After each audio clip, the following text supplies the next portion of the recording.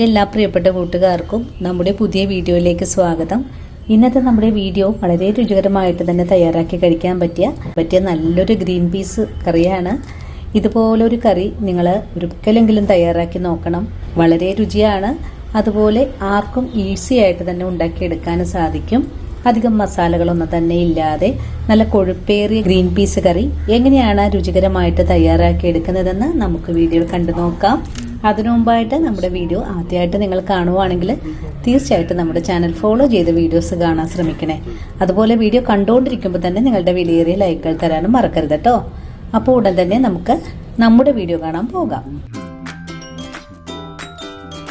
എല്ലാ കൂട്ടുകാർക്കും നമസ്കാരം. ഇന്നത്തെ നമ്മുടെ പുതിയ വീഡിയോയിലേക്ക് സ്വാഗതം. ഇന്നത്തെ നമ്മുടെ വീഡിയോ ഹോട്ടലിൽ നിന്നൊക്കെ നമ്മൾ കഴിക്കുന്ന രുചിയിൽ നല്ലൊരു ഗ്രീൻ പീസ് കറിയാണ്. ഇത് നമ്മൾ മഞ്ഞ കളറിലാണ് കേട്ടോ തയ്യാറാക്കിയെടുക്കുന്നത്. ഇതെൻ്റെ ഒരു സബ്സ്ക്രൈബർ ആവശ്യപ്പെട്ടതിന് പ്രകാരമാണ് നമ്മൾ ഈ കറി തയ്യാറാക്കാൻ പോകുന്നത്. ഇതിനായിട്ട് 200 ഗ്രാം ഗ്രീൻ പീസ് വെള്ളത്തിലൊന്ന് നേരത്തെ കുതിർത്തിയെടുത്തിട്ടുള്ളതാണ്. ഇനി നമുക്കിതൊന്ന് കുക്കറിലേക്ക് മാറ്റാം. കുക്കറിലേക്ക് മാറ്റിക്കഴിഞ്ഞാൽ പിന്നെ നമുക്കിതിലേക്ക് വെള്ളം ഒഴിച്ചു കൊടുക്കാം. ഗ്രീൻ പീസിന്റെ അളവിൽ തന്നെയാണ് വെള്ളം ഒഴിച്ചു കൊടുത്തിട്ടുള്ളത്. ഈ പീസിന് ആവശ്യമായ ഉപ്പ് ചേർക്കാം. ഉപ്പും കൂടി ചേർത്ത് കഴിഞ്ഞാൽ പിന്നെ ഇതിലേക്ക് ആവശ്യത്തിനുള്ള മഞ്ഞൾപ്പൊടി കൂടെ ചേർക്കാം. ഞാനിവിടെ ഒരു 1/4 ടീസ്പൂൺ അളവിലും കുറച്ചായിട്ട് ചേർക്കുന്നുണ്ട്. ഇനി കുക്കർ അടച്ചതിന് ശേഷം ഒരു 6 വിസിൽ വരുന്നത് വരെയും വേവിച്ചെടുക്കാം. നമ്മളിന്ന് തയ്യാറാക്കി എടുക്കുന്ന ഈ ഒരു ഗ്രീൻ പീസ് കറി ഒരു 10 പേർക്ക് സെർവ് ചെയ്യാൻ പറ്റുന്ന അളവുണ്ടാകും. കാറ്ററിങ്ങിലൊക്കെ തയ്യാറാക്കി കൊടുക്കുന്ന ഒരു പാചക രീതിയാണ്. ഇനി ഫ്ലെയിം ഓൺ ചെയ്ത് കൊടുക്കാം. നമ്മുടെ ഗ്രീൻ പീസ് വെന്ത് വരുന്ന സമയം കൊണ്ട് നമുക്ക് 2 സവാള കട്ട് ചെയ്ത് വെക്കണം, ഒരു തക്കാളി കട്ട് ചെയ്ത് വെക്കണം. കൂടെ തന്നെ ഒരു 3-4-5 വെളുത്തുള്ളിയും ഒരു ചെറിയ കഷ്ണം ഇഞ്ചിയും ഒരു 4 പച്ചമുളക് കൂടെ കട്ട് ചെയ്ത് വെക്കണം. ഓക്കെ, ഇനി നമ്മുടെ ഗ്രീൻ പീസ് ഒരു 6 വിസിൽ കൊണ്ട് തന്നെ ഇവിടെ വെന്ത് വന്നിട്ടുണ്ട്. ഇനി ഒന്ന് പോയി തണുത്ത് വരാനായിട്ട് നമുക്കൊന്ന് വെയിറ്റ് ചെയ്യാം. ഒരു ചെറിയ മുറി നാളികേരത്തില് ഒരു നുള്ളു പെരിഞ്ചീരകം കൂടെ ചേർത്ത് നല്ല വെണ്ണ പോലെ നമുക്കൊന്ന് അരച്ച് വെക്കണം. ഇപ്പോൾ നമ്മുടെ കുക്കറിന്റെ എയറെല്ലാം പോയി വന്നിട്ടുണ്ട്. നമുക്ക് മൂടി തുറന്ന് നോക്കാം. നമ്മുടെ ഗ്രീൻ പീസ് നല്ല പോലെ തന്നെ ഇവിടെ വെന്ത് വന്നിട്ടുണ്ട്. നമുക്കിതൊന്ന് മാറ്റി വെക്കാം. അതിനുശേഷം എങ്ങനെയാണ് കറി തയ്യാറാക്കി എടുക്കുന്നതെന്ന് നോക്കാം. ഗ്രീൻ പീസ് കറി തയ്യാറാക്കാൻ തുടങ്ങാം. ഇതിനായിട്ട് ഞാനൊരു പാൻ അടുപ്പിലേക്ക് വെച്ചിട്ടുണ്ട്. പാൻ ഒന്ന് ചൂടായി വരട്ടെ. അപ്പോൾ പാൻ ഒന്ന് ചൂടായി വന്നു. നമുക്ക് വെളിച്ചെണ്ണ ഒഴിച്ചു കൊടുക്കാം. വെളിച്ചെണ്ണ ചൂടായി കഴിഞ്ഞാൽ കടുക് ചേർക്കാം. 2 ടീസ്പൂൺ അളവിലാണ് കടുക് ചേർക്കുന്നത്. കടുക് ഇവിടെ പൊട്ടി തുടങ്ങിയിട്ടുണ്ട്. നമുക്ക് കുറച്ച് കറിവേപ്പില ചേർക്കാം. 2 പച്ചമുളക്, ഇതിലേക്ക് 2 സവാള കട്ട് ചെയ്തത് ചേർക്കാം. സവാള ചേർത്ത് നല്ലപോലെ ഒന്ന് വഴറ്റിയെടുക്കാം.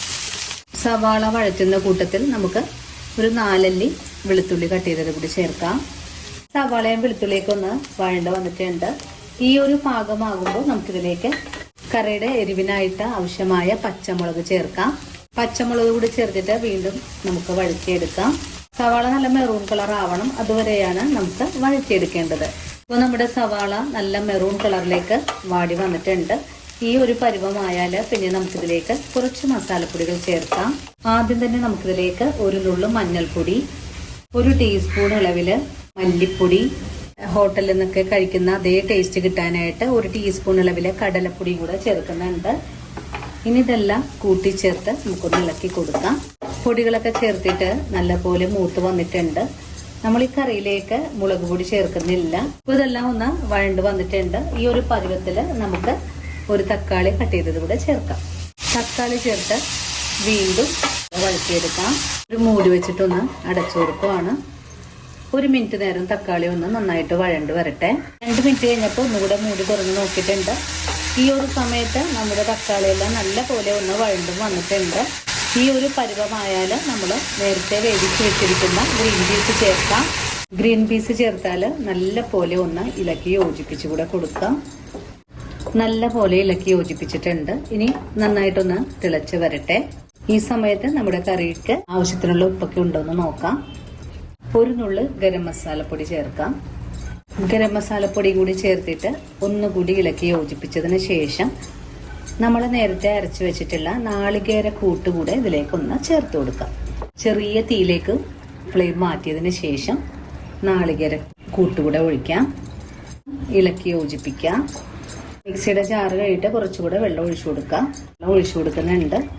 ഇനി ചെറുതായിട്ടൊന്ന് തിളച്ചു കഴിഞ്ഞാൽ അങ്ങനെ വളരെ രുചികരമായിട്ടുള്ള ഹോട്ടൽ രുചിയിലുള്ള ഗ്രീൻ പീസ് കറി ഇവിടെ റെഡിയാണ്. എല്ലാവരും ഈ ഒരു വീഡിയോ കണ്ടിട്ട് ഇതുപോലൊന്ന് തയ്യാറാക്കി നോക്കണേ. തയ്യാറാക്കി നോക്കുമ്പോൾ നിങ്ങൾക്ക് ഈ സ്വാദ് ഇഷ്ടപ്പെടുവാണെങ്കിൽ തീർച്ചയായിട്ടും നമ്മുടെ ചാനൽ ഫോളോ ചെയ്യുന്ന കാര്യം മറക്കരുത്. അതുപോലെ വീഡിയോയെക്കുറിച്ചുള്ള അഭിപ്രായങ്ങൾ കമൻസ് ആയിട്ട് അറിയിക്കാനും മറക്കരുത്. ഇനിയിപ്പോൾ ആദ്യമായിട്ട് നമ്മുടെ വീഡിയോസ് കാണുന്ന കൂട്ടുകാർ ആരെങ്കിലും ഉണ്ടെങ്കിൽ ചാനൽ ഫോളോ ചെയ്ത് നമ്മുടെ ഫാമിലിയിൽ മെമ്പർ ആകാനും മറക്കരുത് കേട്ടോ. അപ്പോൾ ഇനിയും നല്ലൊരു വീഡിയോ ആയിട്ട് അടുത്ത ദിവസം ഓടിയെത്താം. അതുവരെയും ഒത്തിരി സ്നേഹത്തോടെ വീണ്ടും കാണാം.